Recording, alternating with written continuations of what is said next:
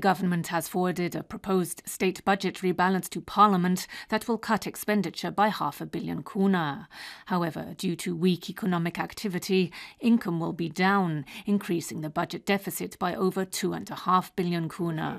Finance Minister Boris Lalovac corrected GDP forecasts for this year downwards from 0 to minus 0.7%. Also at the session, the Cabinet endorsed changes to income tax regulations that will slightly increase salaries for some 1 million employees from January the 1st. The civil initiative opposed to the leasing of Croatia's motorways has announced that it has collected enough signatures to call a referendum.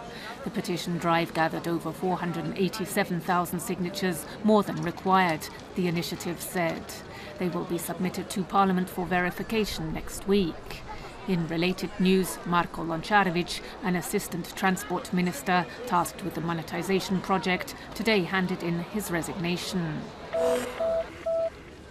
Disabled war veterans who have been protesting outside the Veterans Ministry for 11 days, demanding the resignation of the Minister of Veterans Affairs, have made their way to Parliament for talks with Parliament Speaker Josip Leko. The roundtable will discuss veterans' rights.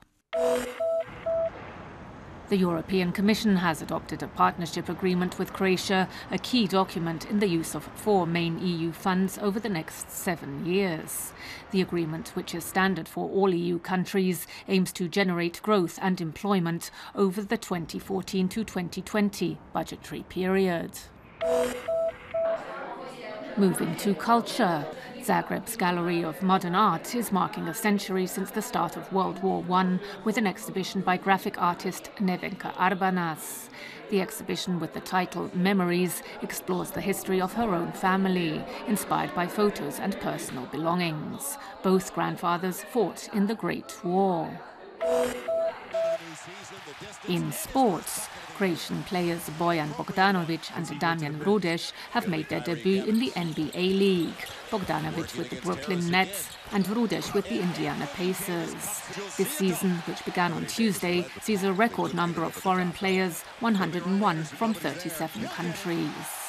Meanwhile, Rijeka side Primorje is on its way to a spot in the Water Polo Champions League, having defeated Crvena Zvezda in Belgrade with a score of 14-11, while Zagreb's Mladost lost to Italian team Proreco 13-9. The return matches are on November the 12th. And in KHL Hockey League action, Zagreb's Medveščak defeated Russian side Metalurg last night with a score of 2-1 after penalty shots. The weather this afternoon: mainly sunny on the coast, partly sunny in the interior with lingering fog and low cloud. Winds on the Adriatic. The Bura is expected to gain force towards the evening, bringing strong gusts and stormy conditions during the night, especially in the north. Temperatures 9 to 13 degrees Celsius inland, 16 to 20 on the coast and in inner Istria and Dalmatia.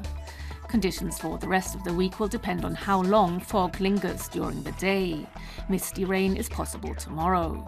Temperatures are expected to reach up to 15 degrees in the sun, while nights will be cooler, possibly bringing light frost. Sunny on the Adriatic, where afternoon temperatures will reach around 20 degrees Celsius. A strong Bura wind is expected tomorrow.